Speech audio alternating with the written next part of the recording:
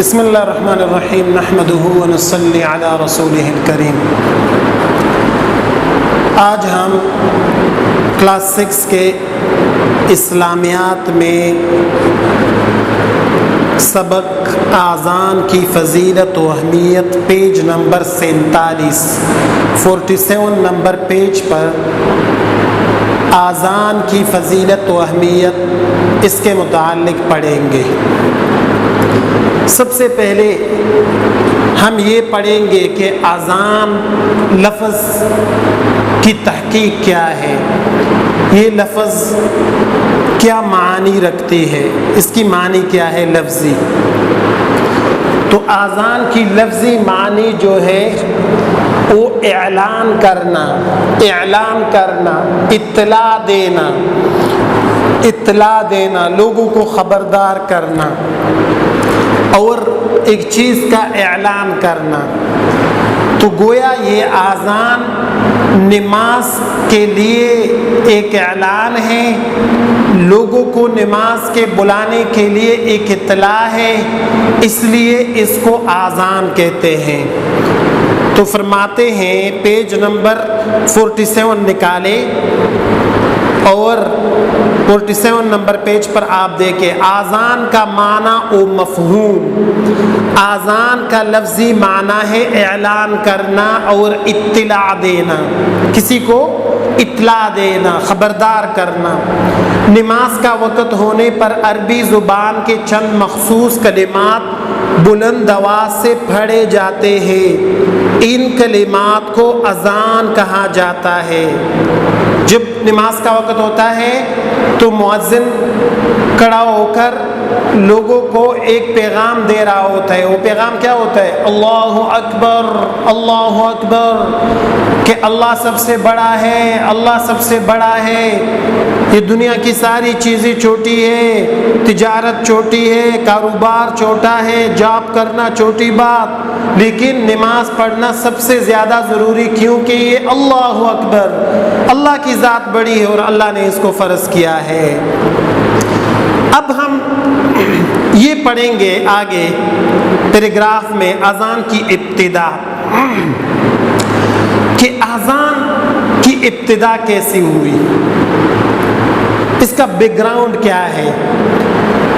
تو فرماتے کہ مکہ میں مسلمانوں کو نماز پڑھنے کی آزادی نہیں تھی، وہ چھپ کر نماز ادا کرتے تھے مسلمان، اس لیے انہیں نماز کے لیے بلاوے کی ضرورت پیش آئی کہ اب ہم کس طرح لوگوں کو نماز کے لیے بلاوے۔ جب مسلمان مکہ سے ہجرت کر کے مدینہ آ گئے تو یہاں کفار کا خوف نہیں تھا، انہوں نے سوچ بچار شروع کی کہ لوگوں کو نماز کے لیے بلانے کا کیا طریقہ اختیار کیا جائے۔ حضرت عبداللہ بن زید رضی اللہ تعالیٰ عنہ بھی اسی سوچ میں مگن تھے، فکر میں لگے ہوئے تھے عبداللہ بن زید رضی اللہ تعالیٰ عنہ۔ چنانچہ ان کو خواب میں اذان سکھائی گئی۔ وہ صبح نبی کریم صلی اللہ علیہ وسلم کے پاس آئے اور اپنا خواب بیان کرتے ہوئے کہا، میں اپنی نیند اور بیداری کے درمیانی حالت میں تھا کہ ایک شخص آیا اور اس نے مجھے اذان سکھائی۔ حضرت عمر فاروق رضی اللہ تعالیٰ عنہ نے بھی نبی کریم صلی اللہ علیہ وسلم کو بتایا کہ ایسا خواب میں نے بھی دیکھا ہے۔ آپ صلی اللہ علیہ وسلم نے فرمایا انشاءاللہ یہ خواب حق ہے۔ پھر آپ صلی اللہ علیہ وسلم نے عبداللہ بن زید رضی اللہ تعالیٰ عنہ کو حکم دیا کہ حضرت بلال رضی اللہ تعالیٰ عنہ سے اپنا خواب بیان کرو تاکہ وہ اذان کہہ سکے۔ بلال رضی اللہ تعالیٰ عنہ حضور پاک علیہ السلام کے مسجد کے مؤذن تھے، سیدنا بلال رضی اللہ تعالیٰ عنہ حبشی غلام تھے، پھر اسلام لے آئے، پھر وہ مؤذن بنے۔ چنانچہ انہوں نے حضرت بلال رضی اللہ تعالیٰ عنہ کو اذان کے کلمات سکھائے۔ ان اذان کے جو کلمات ہیں اللہ اکبر، اللہ اکبر، اشہد ان لا الہ الا اللہ، اشہد ان محمد رسول اللہ، یہ حضرت بلال کو سکھائے اور انہیں کلمات کے ساتھ اذان دینے لگے سیدنا بلال رضی اللہ تعالیٰ عنہ۔ اب آگے پیراگراف میں کتاب والا صاحب فرما رہے ہیں کہ اذان کی اہمیت کیا ہے، یعنی اذان کتنا اہم ہے، کتنا امپورٹنٹ ہے اور اس کی فضیلت کیا ہے۔ فضیلت کا مطلب کہ اس کو اللہ نے کتنا مقام دیا ہے، یعنی اس کا ثواب کتنا ہے۔ آذان کی اہمیت و فضیلت۔ آذان اسلام کی ایک اہم عبادت نماز کا اعلان ہے، اس لیے نماز کی طرح اس کی بھی بہت اہمیت ہے۔ احادیث میں آذان کی بہت فضیلت بیان کی گئی ہے۔ نبی کریم صلی اللہ علیہ وسلم نے فرمایا جب نماز کے لیے آذان دی جاتی ہے تو شیطان بھاگ کر اتنی دور چلا جاتا ہے جہاں آذان کی آواز نہ پہنچے۔ مؤذن کی آذان سے شیطان ڈر جاتا ہے اور وہ دور بھاگتا ہے۔ آذان شیطان کے لیے تکلیف اور پریشانی کا باعث ہوتی ہے، جبکہ یہ اللہ تعالیٰ کی عبادت کرنے والوں کے لیے خوشی اور فرحت کا باعث ہوتی ہے۔ آذان کا بہت زیادہ ثواب ہے۔ نبی کریم صلی اللہ علیہ وسلم کا ارشاد ہے اگر لوگوں کو آذان دینے اور پہلی صف میں نماز پڑھنے کا ثواب معلوم ہو جائے تو اس کے لیے قرآن اندازی کیا کرے۔ اب آذان کا طریقہ، آذان کس طرح کریں گے؟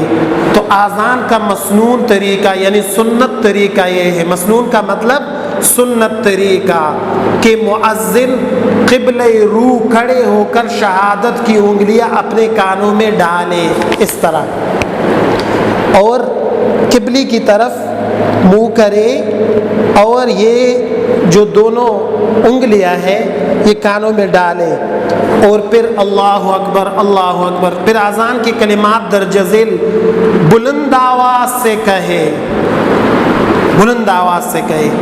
وہ اذان کس طرح دینی ہے؟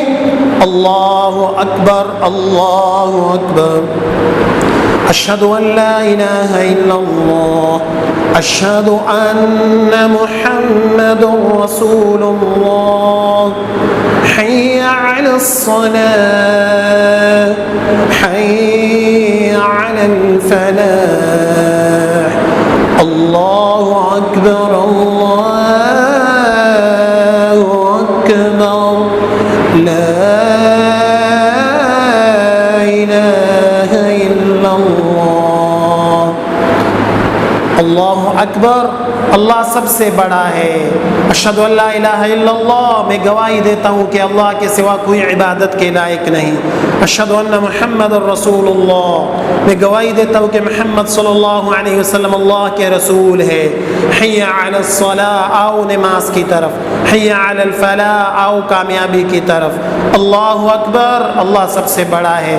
لا الہ الا اللہ، اللہ کے سوا کوئی عبادت کے لائق نہیں۔ حی علی الصلاۃ کے الفاظ کہتے ہوئے مؤذن کے لیے ضروری ہے کہ یہ کہتے ہوئے وہ اپنے چہرے کو دائیں طرف پھیرے، حی علی الصلاۃ، اور پھر اسی طرح حی علی الفلاح کے الفاظ کہتے ہوئے چہرے کو بائیں طرف پھیرے، حی علی الفلاح، اس طرح کرے۔ نماز فجر کے وقت لوگ سو رہے ہوتے ہیں، اس لیے اس وقت آذان میں حی علی الفلاح کے بعد الصلاۃ خیر من النوم، نماز نیند سے بہتر ہے کہ الفاظ 2 مرتبہ کہے جاتے ہیں۔ نبی کریم صلی اللہ علیہ وسلم تو مؤذن کے الفاظ کو 7 دہراتے تھے، ریپیٹ کرتے تھے۔ مؤذن کہتا تھا اللہ اکبر اللہ اکبر، حضور پاک علیہ السلام بھی فرمایا کرتے تھے اللہ اکبر اللہ اکبر۔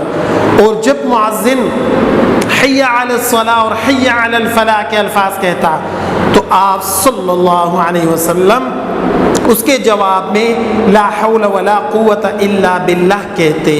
آذان کی آواز سننے کے لیے ضروری ہے کہ وہ بھی اسی طریقے کے مطابق آذان کے الفاظ کا جواب دے۔ آذان کے بعد دعا کون سے پڑھیں گے؟ تو آگے آپ کو فرما رہے ہیں کہ آذان کے بعد درج ذیل دعا ہم پڑھیں گے۔ وہ دعا یہ ہے اللہم رب هذه الدعوة التامة والصلاة القائمة آت محمدا الوسيلة والفضيلة وابعثه مقاما محمودا الذي وعدته۔ بخاری شریف میں یہ دعا موجود ہے۔ ترجمہ، اے اللہ اس دعوت کامل اور قائم ہونے والی نماز کے رب تو محمد صلی اللہ علیہ وسلم کو وسیلہ اور فضیلت عطا فرما اور ان کو اس مقام محمود تک پہنچا دے جس کا تو نے ان سے وعدہ کیا ہے۔ نبی اکرم صلی اللہ علیہ وسلم نے فرمایا جس نے اذان سننے کے بعد یہ دعا پڑھی وہ قیامت کے دن میری شفاعت کا حقدار بن جائے گا۔ اب آگے مؤذن کے فضائل کہ مؤذن کو کیا ملے گا، اجر کیا ملے گا، اس کی فضیلت کتنی ہے۔ مؤذن کہتے ہیں جو اذان دیتا ہے، ہمیں تو یہ لوگ اتنے اونچے نظر نہیں آتے دنیا میں، ہم کہتے ہیں تو سیدھے سادے لوگ ہیں، غریب لوگ ہیں جو اذان دیتے ہیں، لیکن اللہ کے ہاں ان کا مقام کتنا ہے۔ تو قیامت کے دن مؤذن کو بلند مقام و مرتبہ ملے گا، اس کو بہت بڑا مقام ملے گا۔ اذان دینے کی وجہ سے مؤذن کی مغفرت کر دی جاتی ہے، اس کے گناہوں سے بخشش کی جاتی ہے جو اذان دیتا ہے۔ مؤذن کی آواز جس چیز تک پہنچتی ہے وہ قیامت کے دن اس کے حق میں گواہی دے گی، یعنی مؤذن جب اذان کرتا ہے اس کی آواز جدھر جدھر پہنچتی ہے وہ جگہ قیامت کے دن گواہی دیں گے کہ اس شخص نے اذان دیا تھا۔ جو شخص صرف اللہ کی رضا کے لیے 40 دن اذان دے وہ جنت میں داخل ہوگا۔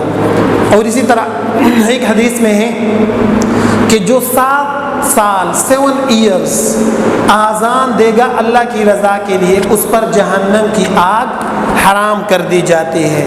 تو اس لیے آج کا سبق ہمارا ہوا اذان کی فضیلت و اہمیت۔ تو خلاصہ یہ کہ اذان کی لغوی معنی اعلان کرنا اور اطلاع دینا، لوگوں کو خبردار کرنا۔ اور اذان کیسی اس کا نزول، اس کا جو طریقہ ہے اذان کا یہ کیسے ہوا، تو حضور پاک علیہ السلام کے ایک صحابی ہے عبداللہ بن زید رضی اللہ تعالیٰ عنہ، اس نے خواب دیکھا کہ اس کو ایک اذان سکھائی جا رہی ہے خواب میں، پھر اس نے حضور پاک علیہ السلام کو سنایا، پھر حضرت عمر بن خطاب نے کہا کہ یہ خواب تو میں نے بھی دیکھا ہے، تو پھر حضور صلی اللہ علیہ وسلم نے فرمایا کہ بلال کو یہ اذان سکھاؤ، اور پھر اس نے اذان شروع کر دی۔ آگے اذان کی فضیلت، کہ اذان کی فضیلت یہ ہے کہ جو اذان دے گا اس کا مقام بلند ہوگا، اور قیامت کے دن اذان جو دے گا اس پر جدھر اذان پہنچے گا یہ اس کی گواہی دیں گے۔ اور اذان کی فضیلت یہ بھی ہے کہ شیطان اذان سے بہت زیادہ ڈرتا ہے، جدھر تک جہاں تک اذان کی آواز پہنچتی ہے شیطان اس سے دور بھاگ جاتا ہے جب اذان سن لیتا ہے۔ تو اذان یہ ایک ایسا عمل ہے کہ مسنون عمل ہے۔ اب اس کا مسنون طریقہ کیا ہے کہ ایک تو باوضو ہو کر اذان دیا جاتا ہے، دوسرا اذان جب ہم دیں گے تو قبلہ رخ کھڑے ہوں گے، اور ایک بات اور کہ دونوں انگلیاں جو ہے یہ کانوں میں دے کر ہم اذان دیں گے، اور اذان کی آواز بلند ہونی چاہیے۔ تو یہ اذان کا طریقہ ہوا۔ امید ہے انشاءاللہ یہ سبق ہمیں سمجھ آیا ہوگا۔ شکریہ۔